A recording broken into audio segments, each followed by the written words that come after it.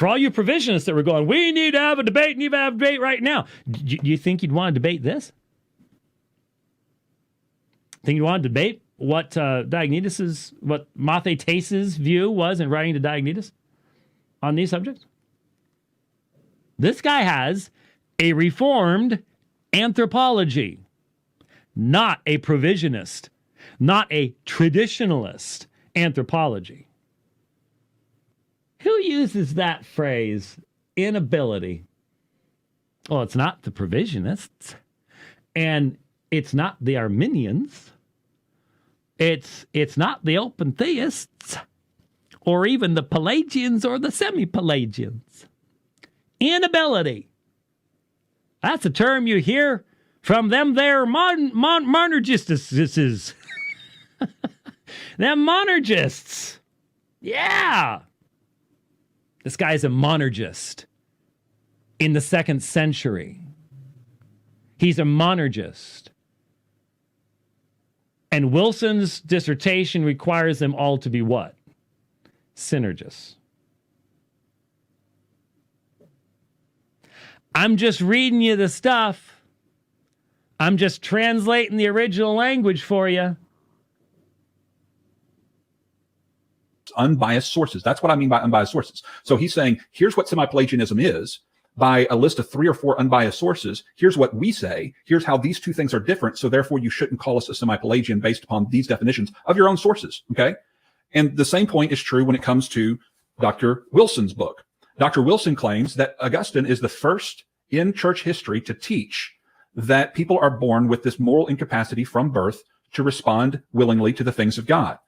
He shows that people before Augustine did not teach irresistible grace, but that people could either accept or reject the proffered grace. That's what Ken Wilson says. But you know who else says that? Reformed theologians, James White. Those people you keep ignoring on every single broadcast because you won't quote from them. You just quote the things that support your worldview. That's what we're talking about. And lest you forget what some of those are, let's just go over them a few more times. We've already been over them like 6 times already on other broadcasts, but apparently he only plays the broadcasts that suit his purposes, i.e. he picks biased sources. He picks the sources that support what he wants. He doesn't show his audience what the Reformed scholars say, like Herman Bavinck. Herman Bavinck is one of the most respected Reformed scholars among Calvinists. Absolutely respected, because he's pretty balanced.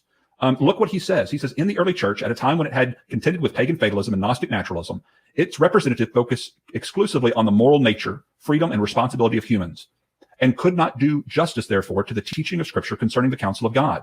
Though humans, and he's talking about, here's what the early church believed, though humans had been more or less corrupted by sin, they remained free and were able to accept the proffered grace of God.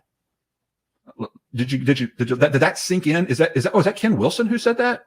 No. That's Herman Bavinck, a well-respected Reformed scholar who said they believed, the early church, they believed that they were able to accept the proffered grace of God. They were able to accept or reject that proffered grace. It was not irresistible grace. Okay. The church's teaching did not include a doctrine of absolute predestination and irresistible grace. Is that Ken Wilson saying that? The idol worshiping Ken Wilson, that traditionalist, provisionist, who's really not even a traditionalist or a provisionist, that guy who's just out to get Calvinism? No. Herman Bavinck said it. Okay. That's what we're talking about when we're talking about unbiased sources. We're saying even your own scholars admit these things, and you won't even read from them in order for your audience to know about these things.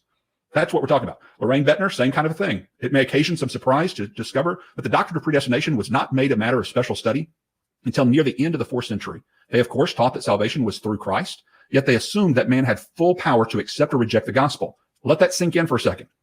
They had full power to accept or to reject the gospel according to early church writings. And this is, again, Lorraine Bettner, the guy who made tulip popular. This is the guy, okay? He's the one who popularized tulip. He says the early church did not teach what he taught that they were able to accept or reject the gospel. Some of their writing contain passages in which the sovereignty of God is recognized, yet alongside of those are others which teach the absolute freedom of the human will. Since they could not reconcile the two, they would have denied the doctrine of predestination.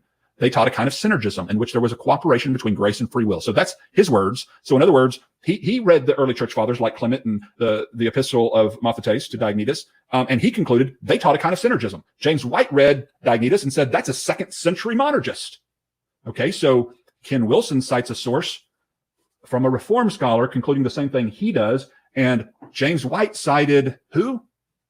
Nobody. He went to Diognetus and read it himself and said, I interpret it like this, and therefore you should believe my interpretation because I'm not biased. Really? I think you're biased. I think Ken Wilson's biased. Probably now, after what he's gone through, I think I'm biased. We're all biased. So why do you think we should get sources that are unbiased? It's exactly my point. I have listened to 95% of James White's rebuttals to Ken Wilson so far. I haven't listened to the one before last. I haven't listened to that one yet. I've listened to all the rest of them. And I have noticed that he never cites, he certainly doesn't cite any Provisionists, that's for sure. And he doesn't cite any Arminians. He doesn't cite any non-Calvinists for sure. When he's talking about, I'll go to the original source. Yeah, you're interpreting the original source. And that's the whole point. You interpret the original source different than other Reformed scholars interpret the original source. And other Reformed scholars agree with the way Ken Wilson has interpreted the original sources. So guess what? Ken Wilson has more sources than you do supporting his view. That's the point. So I'm maybe getting a little too passionate. But anyway. Okay, so here's another one. In their book, Why I'm Not an Arminian, two Calvinistic professors of systematic theology at Covenant Theological Seminary, Dr. Robert Peterson and Michael Williams write this. The semi-Pelagians, and again, I would obviously disagree with their categorization of semi-Pelagian, but were convinced that Augustine's monergistic emphasis on salvation by grace alone represented a significant departure from the traditional teaching of the church. And a survey of the thought of the apostolic fathers shows that the argument is valid. So these theologians who are from a Reformed seminary and who affirm Calvinism say the argument is valid, okay? James White says the argument's not valid. So who are going to believe here, okay? These guys who are Reformed, who agree with Ken Wilson, or James White, who's Reformed, who never agrees with anything that any Provisionist has ever said that I know of. So, okay, which one's really more biased here? Let's just see the difference, all right? Okay. So in comparison to Augustine's monergistic doctrine of grace, the teaching of the apostolic fathers tended toward a synergistic view of redemption. So these two Reformed scholars say the earliest church writings, like that of Clement, which would include that of Diognetus, were synergistic in their approach. Okay, now I might take some issues with the concept of synergism, as we've talked about in other episodes, but nevertheless, this is a Calvinist speaking, so he's going to call it synergistic. But yet James White is quoted as saying, this is a second century monergist, as he yells into the screen at us. Okay, so who am I going to believe? Ken Wilson, who says they teach more of a synergistic, quote, non-Calvinistic perspective, along with these Reformed scholars, or James White, who doesn't quote anybody agreeing with him, who doesn't cite a single source of anyone who agrees with his interpretation of Diognetus? Who's biased? Okay. Louis Berkhoff, quote, predestination does not form an important subject of discussion in in history until the time of Augustine. Early church fathers allude to it, but do not as yet seem to have a very clear conception of it. On the whole, they regard it as the prescience or the foreknowledge view of God with reference to human deeds on the basis of which he determines their future destiny. It would be unreasonable to look for a common, definite, and well-integrated and fully developed view of the application of the work of redemption in the earliest church fathers.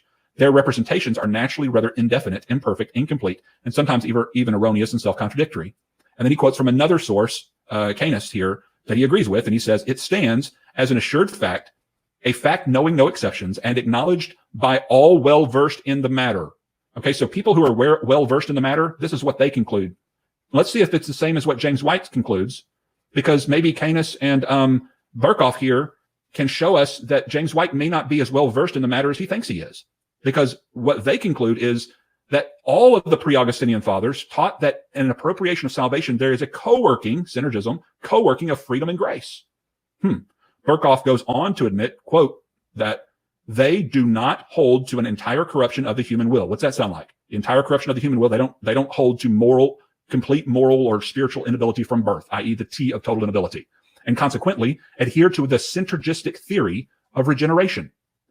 In other words, there were no monergists before Augustine. So Berkhoff and the guy he's quoting from here, Canis, both Reformed scholars, he quotes and says there are no monergists before Augustine, and yet James White says this is a second century monergist. So who should we believe?